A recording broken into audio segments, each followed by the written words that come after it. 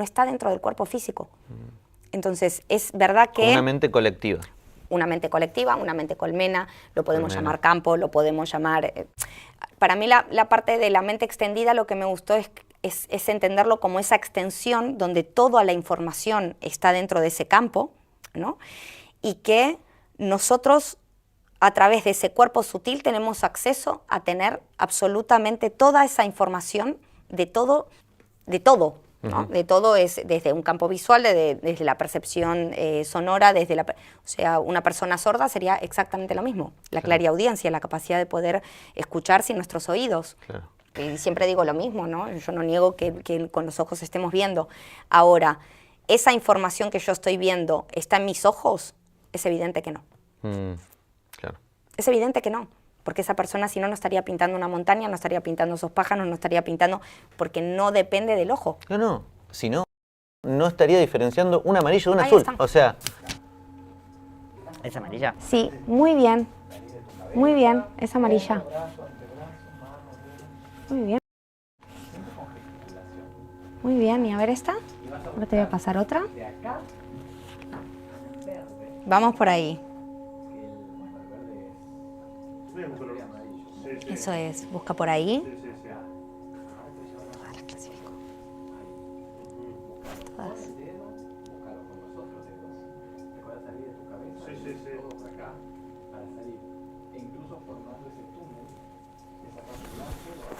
Vamos por... ¡Vamos! ¡Hiciste todas, Michi! Todas. Mirá. Azul. Bueno, todas estas a las amarillas, pero no fallaste ni una.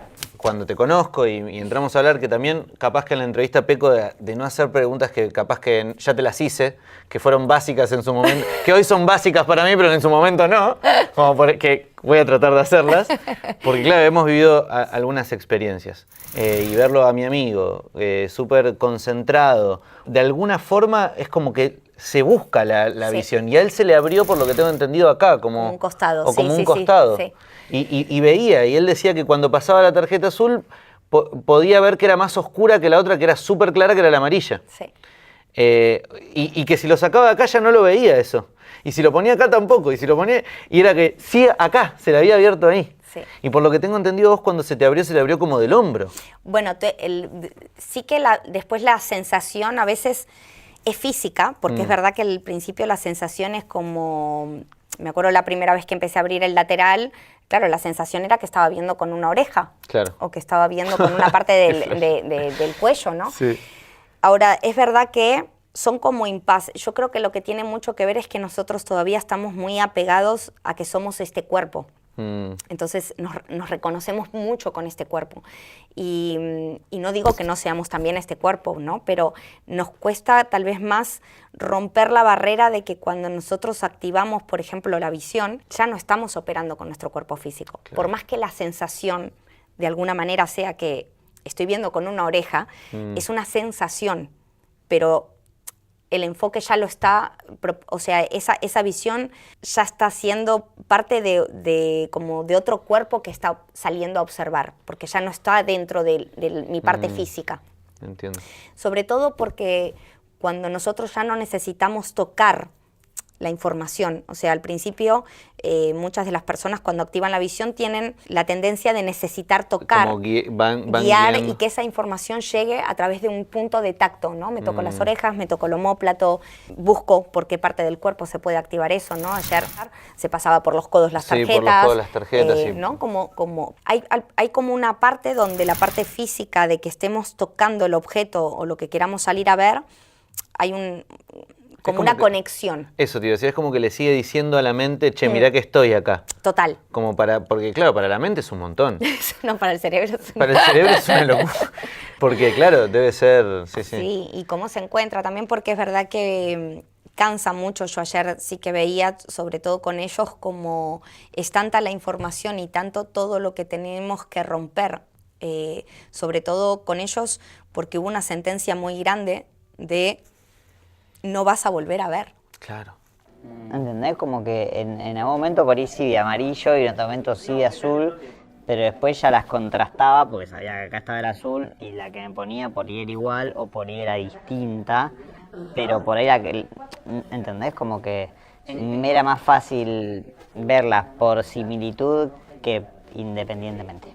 No sé cómo explicarlo. Vale, como cuando podías llegar a contrastarla y sentías No la siempre, diferencia. claro, no siempre tenía la nitidez de decir es amarillo, pero evidentemente esto no es igual a esto.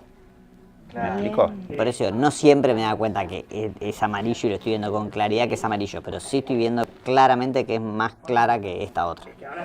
¿Entendés? Porque claro, también está esto del cuestionamiento, ¿no? Che, pero de algún lado ve, de algún lado cosas. No, no. A ellos, ellos no ven. Y no existe la trampa. No en existe ellos. la trampa y posta que, claro, el condicionamiento este que decís, como volviendo a eso, es que, che, no vas a ver nunca más. Total.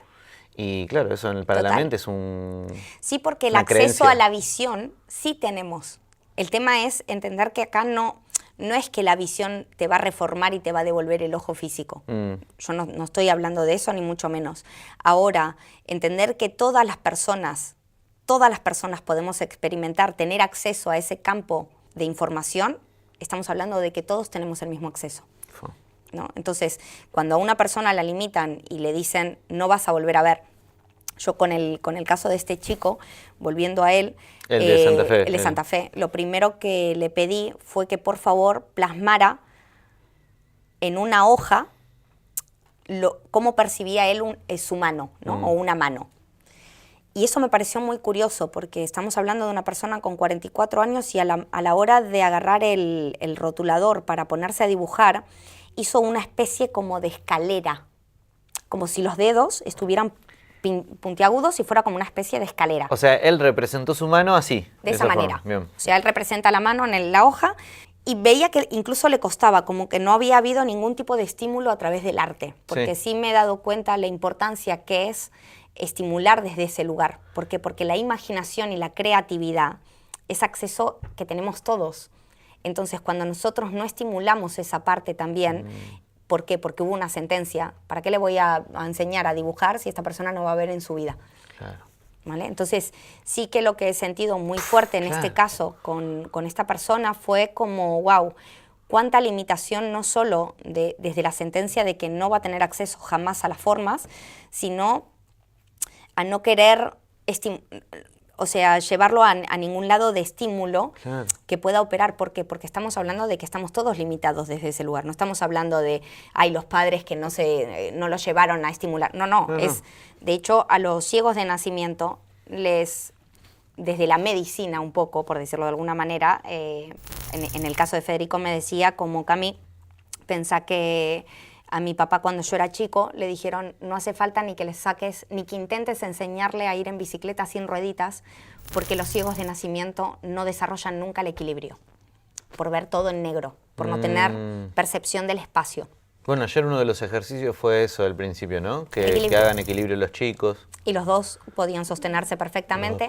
En el caso de este chico, me encantó porque me dijo, en ese aspecto mi papá, por suerte, rompió en ese momento la limitación que el médico le había dado y él se esforzó en enseñarme a ir en bicicleta sin ruedita que tuviera y mantuviera ese equilibrio. Entonces, cuando hicimos el entreno del equilibrio, yo me daba cuenta que era una persona que podía sostenerse muy bien, ¿no? Y cuántas cosas naturalizamos, ¿no? Las personas que vemos con nuestros ojos de cómo percibimos el mundo, en el caso cuando yo a esta persona le invité a dibujar el relieve de su mano, hacer todo el contorno con su mano, y de golpe sonrió y fue como, claro, esta es mi mano. Y eso que para nosotros es algo evidente, ¿por qué? Porque desde chico, ¿no? ¿Quién no se dibujó la mano? ¿Quién no se dibujó el pie? ¿Cuántas veces lo habremos hecho en el contorno? Y sin embargo, ese tipo de estímulo una persona ciega no tenerlo. Claro. Estamos hablando de su caso, del caso y yo tampoco puedo hablar de muchos casos porque también... solo conozco este. Ahí.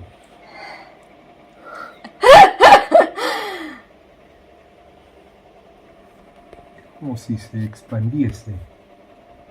Luego, también algo que fue muy interesante es que las personas ciegas, o por lo menos con las personas con las que he trabajado ahora este último tiempo, se están como sumamente arraigadas a los sentidos físicos que le quedan. ¿Qué quiere decir? Que cuando ellos sienten a través del tacto, ¿no? Sí. ¿Qué pasaba ayer? Y con César que decía, estoy perdiendo la audición. Ahí está. Y estaba como muy aferrado a la audición y que él, gracias a la audición, podía ver colores, había dicho, y a las palabras, ¿no? Como, Total. pero que lo estaba perdiendo. Esto que vos decís de estar en el sol, yo sí, se aclaran las imágenes cuando estoy afuera. Muchísimo más. No tiene un color, sino es blanco y negro y eso tienen diferentes matices, ¿no? Ahora, yo las letras y los números tienen colores. Y las palabras también tienen colores para mí. O sea, mi nombre tiene un color, tu nombre tiene un color, el mundo tiene un color, porque es la conformación de esas letras que para mí tienen colores. Pero con el tiempo se fue desvaneciendo por una capa. Fui perdiendo la audición, que a través de la audición formaba todas las imágenes que me rodeaban, pero lo que pasa es que lo fui perdiendo, entonces esa imagen se fue desvaneciendo. En el caso con ellos, que es sacarlos del tacto físico y poder adentrarlos en un tacto donde lo que van a recibir es información en un campo sutil, es también un salto para ellos. Sí, ¿Por qué? Porque el tacto físico lo tienen sumamente desarrollado. Sí. Entonces, cualquier textura, cuando hablaba con esta persona, con el de Santa Fe, con Fede, le comentaba y le decía, claro, vos ahora vas a tocar las tarjetas con las que vamos a trabajar y están todas plastificadas y con el mismo tamaño. No Claro, vas son a iguales, identificar a través del tacto físico la información de la tarjeta. Claro. Sin embargo, dentro de cada tarjeta hay una información. Y una información que a donde nos vamos a tener que adentrar es en explorar de qué manera yo recibo una información sin influencia de ninguno de mis sentidos físicos. Y claro, ¿y eso cómo ocurre? ¿Cómo se llega a eso? Bueno, ahí es cuando se empieza a despertar, por llamarlo de alguna manera, cuando empezamos a despertar el cuerpo intuitivo. Okay. ¿No? Esa parte intuitiva que tenemos todos también. De golpe empiezan a haber sensaciones. De golpe vos estás concentrado y estás en un estado donde te rendís a la experiencia, porque en el caso de ellos es como jugar, o en mi caso también yo lo transmito mucho como un juego, ¿no? Entonces sí, lo salimos a hacías conectar con, claro, con la risa. Para mí la risa es algo que se volvió fundamental, el estado de alegría, el estado del juego del niño. ¿Por qué el niño no tarda ni medio segundo, ni medio minuto en abrir? Porque al niño le pones el antifaz, lo haces reír un poco y automáticamente entra en un estado que es un estado de presencia al final. Claro, sí, es un estado donde estás mucho más conectado al momento en el que estás. En este caso que empecé a trabajar con ellos, el hecho de llevar el antifaz para mí lo que supuso fue como una mayor concentración. Cuando me encontré con el caso de Fede, que nunca vio luz, cuando le puse el antifaz me dijo, pensá que yo nunca, para mí es totalmente indiferente tener o no tener el antifaz. Como que te avisó, te claro, dijo, che, mirá que yo de toda que la me vida lo fue ponga, negro, ¿no? claro, esto acá, el sol no va a entrar por ningún lado, no te preocupes, ¿no? Pero sí fue curioso, porque incluso fue curioso para él, porque era como que todo se concentraba ahí. Y de golpe, bueno, sí que cuando empezó a navegar en esa intuición y la primera tarjeta que tocó era una especie de, bueno, era como un animal saltando, un delfín saltando, y me acuerdo que empezó a tocar el delfín, ¿no? Y en un momento dijo, siento algo muy raro porque siento como una energía que va de abajo hacia arriba. Wow, y hacía el como gesto el con la salto. mano, como el salto de la figura que estaba tocando, ¿no? Y entonces ahí dije, claro, ya se está adentrando. Para mí ahí ya hay un campo donde la persona ya se está adentrando en esa información o en ese campo de percepción donde... Como una capa de la cebolla, ¿no? Total. Como que está yendo al Total. núcleo de... Ya sabes que ahí empieza a haber, ya se está despertando algo, ya hay un cuerpo ahí que empieza a activarse y empieza a poder recibir esa información dentro de ese campo. Porque es eso también, siempre digo, no todos somos visuales. Claro. En mi caso, por ejemplo, yo no soy una persona visual, yo no percibo nunca a través de imágenes la información. Yo soy más sinestésica, ¿no? Yo puedo sentir mucho más las temperaturas, por ejemplo, si algo me da más frío, más calor, las emociones. Ahora, sin embargo, vos me decís, imaginá, y es verdad que mi manera de imaginar no es visual. Entonces, no todos navegamos o nos adentramos en el campo de percepción con el mismo sentido, que es... Claro. Y hablamos del visual porque la gran mayoría de las personas, y porque ha sido el sentido que se ha de alguna manera comido todo el resto de los sentidos, ¿no? Porque todo lo hacemos por los ojos, todo. Sí, mismo, viste el típico, no sé si tuviste esta charla con alguien, pero que te dice, si tuvieses que perder un sentido, ¿cuál perdés? Sí. Y el de la vista jamás lo ponen dicen. en juego. No. Al contrario, es el olfato tal vez. Sí. El Sí. olfato, el que menos quiero. Sí, Y che, la vista... Es muy fuerte, porque la vista está muy relacionada al control. Claro. Uf. Al Sí. control. Sí. Nosotros controlamos todo. Cuando las personas vienen a algún taller o una de las experiencias que hay es rendirse a la confianza de salir a caminar con un Con antifaz. el antifaz. Y ahí sale ese gran personaje Qué que es el lindo que eso. controla. Mm. Que es el que controla, y es muy fuerte porque identificar todos esos personajes, ¿no? De cuánto miedo, pensé que iba a ser una tontería, Cami, y me di cuenta que entré en pánico. Bueno, me di cuenta que no superé el miedo de la oscuridad, me di cuenta que, Claro. me di cuenta, ¿no? El cuántas cosas podemos percibir de más cuando anulamos algo que lo tenemos muy garantizado y no nos damos cuenta que es el que controla todo. Cuando la persona se rinde a la experiencia y suelta ese control, no se cae, no se choca, no se pincha, no es como si de golpe lo que estuviera operando es el ser que realmente tiene que operar en este avatar. Claro. Cuando el personaje quiere controlar, es el que se choca, el que pierde los dientes, el que lo último que Sí, quiere sí, nuestro ser es cierto. es que al cuerpo le pase algo, Es es que al cierto. avatar le pase algo. Entonces es muy fuerte porque el ser manifestándose en el cuerpo y pudiendo ser él el que conduce, no estaríamos en todo este caos. Ayer en el taller también lo viste, ¿no? Yo les pido mucho que estimulen los ojos. Sí, que los abran. Que los abran, que los cierren, que busquen presionen. como de alguna manera volver a ejercitar esa orden del cerebro de que puedes salir a ver. Porque claro que no va a ser con el ojo, pero sí que esa misma orden de saber que pueden salir a ver ya genera ese despertar. Porque con Fede lo que pasó fue que él vio luz por primera vez en su vida. Wow. Vos estabas totalmente a oscuras y de golpe cuando hiciste esa expresión, esa luz, ¿cómo la sentiste? O sea, claro, es difícil explicar. Y pero ¿cómo la explico? A ver, ¿cómo te la explico? Para vos fue algo nuevo. Para mí fue algo nuevo. Ahora, a ver, no sé qué fue. Pero fue nuevo y fue atrapante. ¿Por qué atrapante? Porque de golpe se me cae toda la estructura de lo que entendí hasta ahora, de lo que es mi incapacidad. Wow. Porque esa incapacidad no era real. Porque hay una capacidad ahí atrás, ¿no? Claro. Y hay algo que de golpe, por eso lo que siento muy fuerte con ellos es, sí hay una rotura muy fuerte que se tiene que hacer. Por eso algo que también me venía como muy fuerte estos días era que llamemos a estas personas invidentes, que ya de alguna manera el programa y el lenguaje sea incapacitarlos al acceso de la visión. Y estoy hablando también por mí, ¿eh? Yo no tenía ni idea de que podía traer tanto impacto en el programa llamarlos invidentes. Claro, con toda la buena intención, pero sembrabas una semillita de limitación. Estás sembrando una limitación. Claro. Estamos sembrando una limitación porque ese ser no es ciego, ese ser ve. Claro. Ese ser ve, ese ser tiene la capacidad de escuchar, ese ser tiene la capacidad de navegar y ese ser es creador.